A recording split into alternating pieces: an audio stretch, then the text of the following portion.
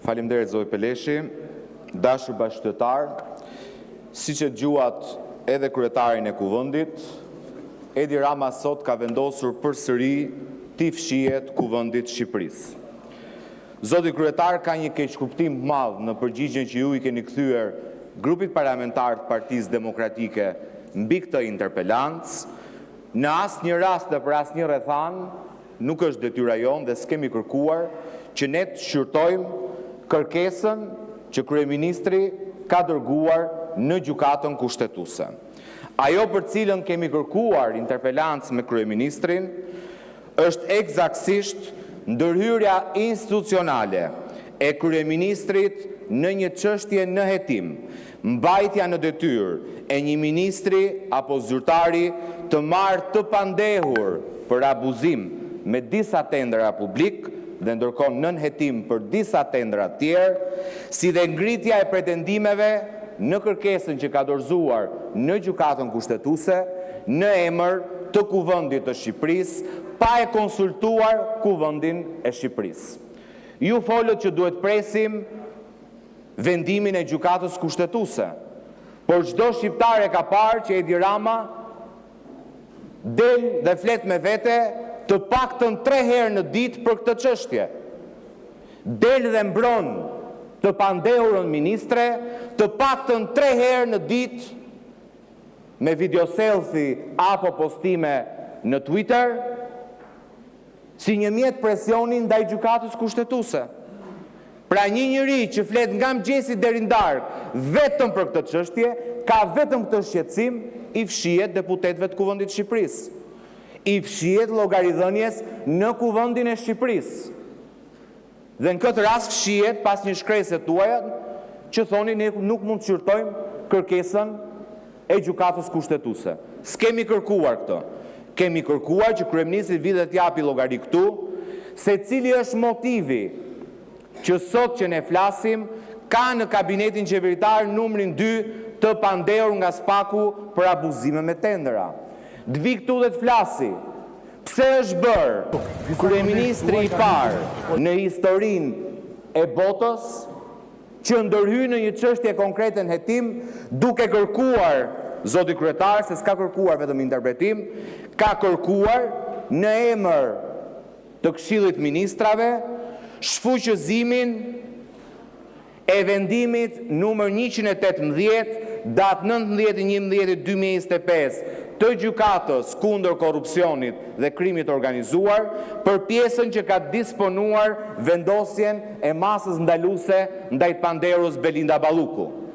Ç'pun ka kryeministri që shndërron institucionin në zyrë avokatie ndaj një pandehure? Pse do duhet kryeministri të bëhet palë në një çështje ku nuk është palë? Por shqiptarët e dinë përgjigjen, ai duhet ishte këtu për të dhënë të pavërtetat e tij, por shqiptarët e dinë përgjigjen. Ai vetë pranon përmes kërkesës që ka çuar në gjykatën kushtetuese që është bashkëfajtor me Belinda Ballukun, që do duhet ishte marrë në fakt bashkë i pandehur me Belinda Ballukun në këtë çështje. Dhe kërkesën nuk e ka bërë për llogari të Belinda Ballukut, e ka bërë për llogari të vetes vet, sepse urdhëruesi i aferës së tenderit llogaras është Edi Rama. Lidhjen me kompaninë turke mes ministres Belinda Balluku dhe zyrtarëve apo CEO-s kompanisë që ishte paracaktuar për të vjedhur 50 milionë euro të qytetarëve shqiptar e ka bërë Edi Rama dhe pranon vetë me kërkesën që ka bërë në gjykatën kushtetuese. Do duhet vi këtu dhe të sqaroj shqiptarët se pse gënjeu publikisht për llogaritë Belinda Ballukut, ku na citonte vendime që nuk ekzistojnë të Komisionit Venecias. Shqiptarët e mbajnë mend, doli dhe mbajti gjysmëore fjalim dhe na sqaroi një opinion që nuk ekziston të Komisionit Venecias. E kishte sajuar. Thoshte Komisioni Venecias ka thënë 2 pika dhe fliste gjëra që nuk ekzistojnë në asnjë opinion të Komisionit të Venecias. Përkundrazi, Komisioni Venecias ka thënë krejt të kundërtën e asaj që pretendon me gënjeshtër kryeministri i vendit për të mashtruar qytetarët, për të manipuluar opinionin publik, ndërkohë që i bën presion gjykatës kushtetuese për të marrë një vendim kundër drejtësisë. Në fakt, Komisioni i Venecias në dy opinione, të vitit 2013 dhe të vitit 2020, ky i fundit për kodin e procedurës penale të Kosovës, ka thënë eksaktësisht që masa e pezullimit për të ushtruar një funksion publik është legjitime për të mbrojtur hetimet. Sugjeron në rastin e Kosovës që të shtrihet masa e pezullimit jo vetëm te ministrat apo qeveria, por edhe te të zgjedhurit. I thot Komisioni i Venecias Republikës Kosovës, jo më larg se viti 2020. Shtriheni pezullimin ndaj çdo zyrtari, sepse mbrojtja e hetimeve ka shumë herë më shumë vlerë se sa çdo rregull tjetër. Ndërkohë që në vitin 2013 ka thënë eksaktësisht se vini këtu dhe gënjeni. Thoni ministri ka imunitetin e deputetit. Po e ka imunitetin e deputetit, për aq sa parashikon si garanci të këtij imuniteti Kushtetuta e Republikës Shqipërisë. Dhe 3 janë garancitë që Kushtetuta i ka njohur deputetit e përrjelloi ja një antarit Këshillit Ministrave. Deputeti dhe antari i Këshillit Ministrave nuk mund të arrestohet. Prandaj ti nuk mund të merret masa e arrestit me burg pa autorizim të kuvendit. Nuk mund të merret masa e arrestit shtëpiak pa autorizim të kuvendit dhe nuk mund të ushtrohet kontroll personal apo i banesës pa autorizim të kuvendit. Sikurse për fjalën e shprehur dhe për votën e dhënë në Kuvendin e Shqipërisë, as ministri, as deputeti nuk mbajnë përgjegjësi. Kaq është imuniteti i deputetit sipas Kushtetutës Republikës Shqipërisë. Kaq garanci ka edhe e pandehura Belinda Balluku dhe asnjë vendim gjyqësor apo i prokurisë posaçme nuk ja ka cënuar këto garanci që ja njeh imuniteti sipas Kushtetutës. Asnjë garanci tjetër që deputeti i ka në ligjet posaçme nuk janë pjesë e imunitetit e përpasoj ministri nuk përfiton prej tyre.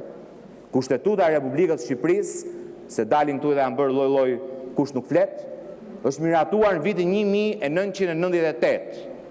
Aty është lënë garancia e imunitetit ministrit e përrjelloi, deputetit dhe përrjelloi ministrit. Dispozita e kodit penal që ndalon pezullimin e deputetit është e vitin 1995, 3 vjet përpara se të miratohet neni 103 i Kushtetutës. Dhe i referohet vetëm deputetit, sepse nuk ka lidhje me imunitetin, ka lidhje me garantimin e drejtës për të zgjedhur të deputetit, që ka qenë garanci për deputetin edhe në dispozitat kryesore kushtetuese. Tani ky merr këtë dhe bëhet bashkë i pandehur, pa e marrë askush deri më tani, dhe ku them deri më tani e kuptoni që do i vi ralla shumë shpejt, bëhet bashkë i pandehur dhe pa ditë në gjykatë kushtetuese, si rasti i parë në historinë botërore, një vendim individual për të bërë një masë individuale sigurimi. Dhe për këtë do duhet vi të jap llogari në kuvend. Pse ka ndërhyrë në këtë çështje të drejtësisë, pse ka shpallur veten bashkë pandehur me Belinda Ballukun, pse nuk e shkarkon Belinda Ballukun, sepse kuvendi mund të ketë vullnet për ta shkarkuar ministren. Por kërkohet propozimi i kryeministit dhe procedura përkatëse dekreti presidentit dhe më pas vendimi i kuvendit. Ka marrë votbesim nga ky kuvend, do duhet vi të jap llogari këtu, sepse e ka të domosdoshme të mbaj një të pandehur si ministre. Pse gënjen ku thot është bllokuar puna e qeverisë. Do duhet vi këtu. Por nuk vjen dot, sepse është mësuar të flasë. Ta përfundoj fjalën. Është mësuar të flasë me veten, flet vetëm në video me veten, nuk don njëri përballë, sepse nga mëngjesit deri në darkë është mësuar t'i thotë shqiptarëve vetëm gënjeshtra. Faleminderit. Faleminderit, atëherë në zbatim të rregullores.